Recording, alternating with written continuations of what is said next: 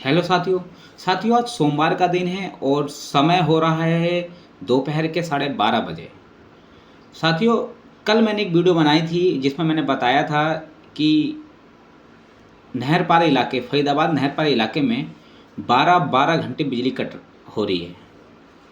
Customer care को call किया जा रहा है, कोई सुनने वाला नहीं है। शनिवार को रात के 12 बजे के बाद लाइट कटी। संडे मतलब कल के दिन लाइट आई 2 बजे। ऐसे ही बिल्कुल सेम कल हुआ, रात के 12 बजे के बाद फिर बिजली कटी और फिर लाइट अभी जिस समय मैं वीडियो बना रहा हूँ, अभी जस्ट थोड़ी देर पहले लाइट आई है। साथियों, वीडियो बनाने का मैं क्यों बना रहा हूँ ये थोड़ा समझिए। देखो साथियों, कल रात को हुआ क्या।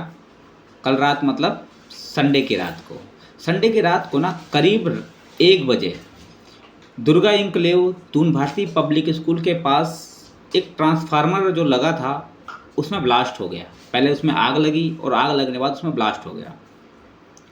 और ब्लास्ट इतना तेज़ था कि वहाँ के जो आसपास जो घर थे ना, उनको बहुत ज़्यादा नुकसान पहुँचा है। उन घरों में जो ऊपर छत में टंकी रखी, उन टंकी जो है प्लास्टिक की वो पिघल गई। जो वो घर जो हैं आसपास वो बिल्कुल काले हो गए हैं धुएं की वजह से। और इतना बड़ा ब्लास्ट हुआ है कि उस वजह से ना एक बहुत बड़ा हादसा होने से बचा है, ये समझ लीजिए। अगर नीचे कोई गाड़ी खड़ी होती, कार खड़ी होती तो उसमें आग लग सकती थी। छत में अगर कोई बंदा सो रहा होता तो वो भी जल सकता था।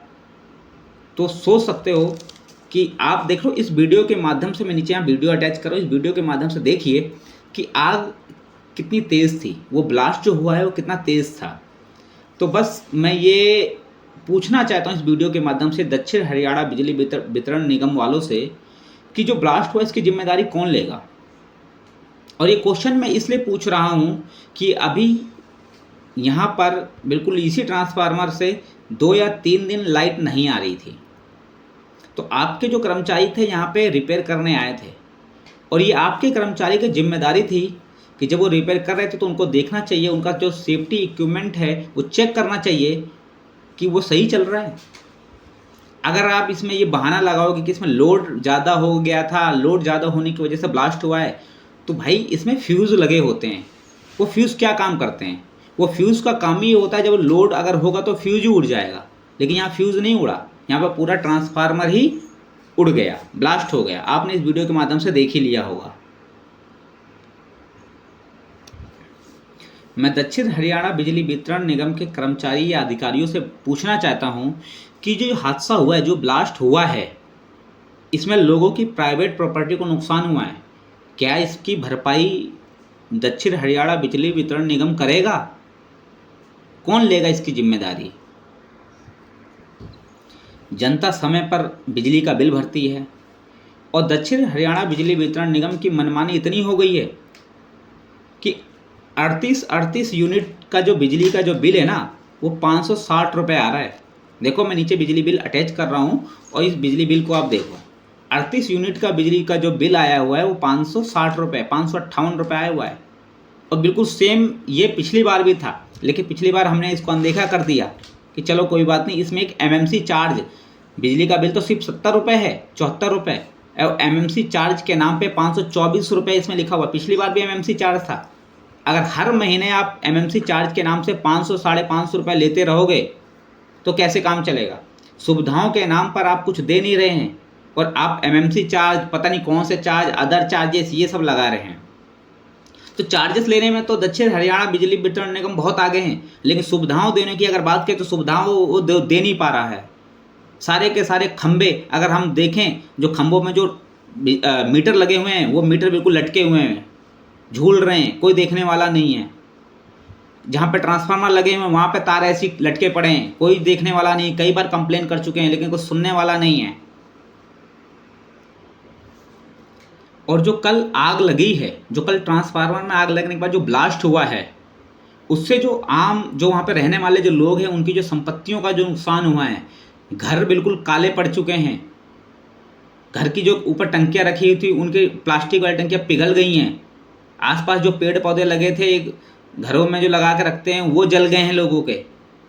तो ये जो घटना हुई है, मैं वहाँ के रहने वाले लोगों से यही अपील करूँगा कि आप लोग घरों से बाहर निकलिए और ये दक्षिण हरियाणा बिजली वितरण निगम और जो इस घटना से संबंधित जो जेई है बिजली विभाग में, उसके खिलाफ ना पुलिस कंप्लेन करिए, मुकदमा दर्ज कराइए।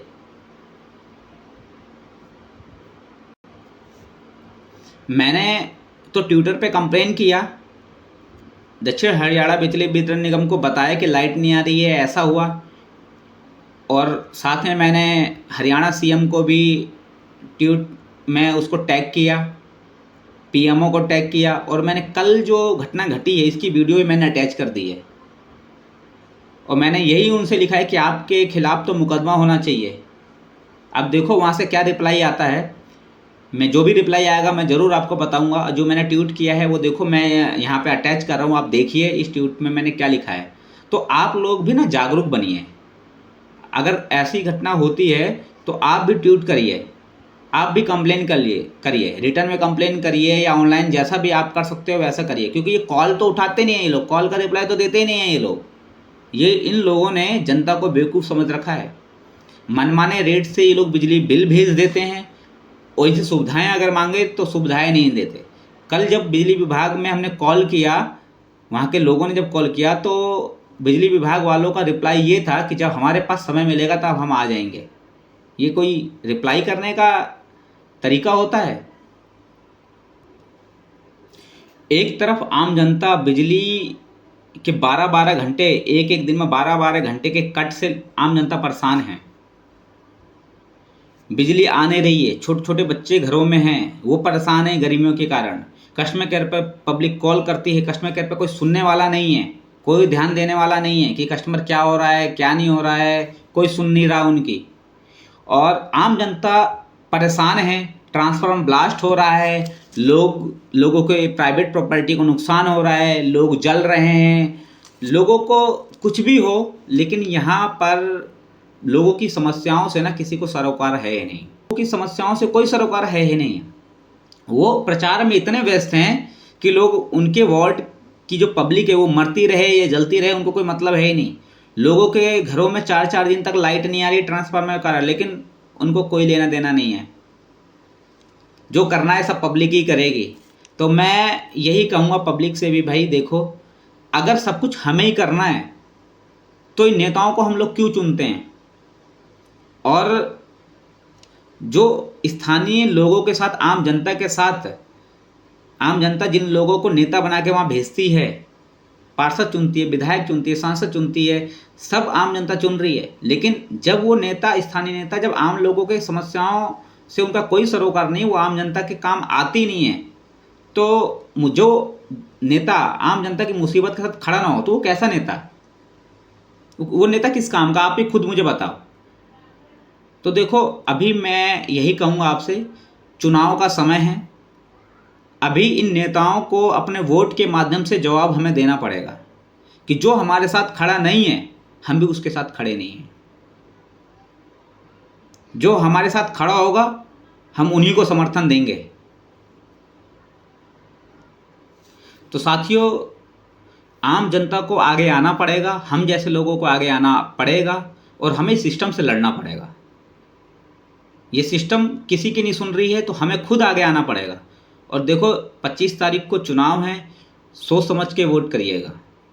सोचिएगा कि कौन नेता हमारे मुसीबत के साथ खड़ा हुआ है, कौन नहीं खड़ा हुआ है, किसने हमारी समस्याओं का निपटारा किया है, हमारी गलियों में क्या है, हमारे कॉलोनियों में क्या, नाली, रोड, पानी, हेल्थ, एजुकेशन, इन मुद्दों पर इस बार वोट करिएगा। धन्यवाद। बाकी आप खुद समझदार हैं।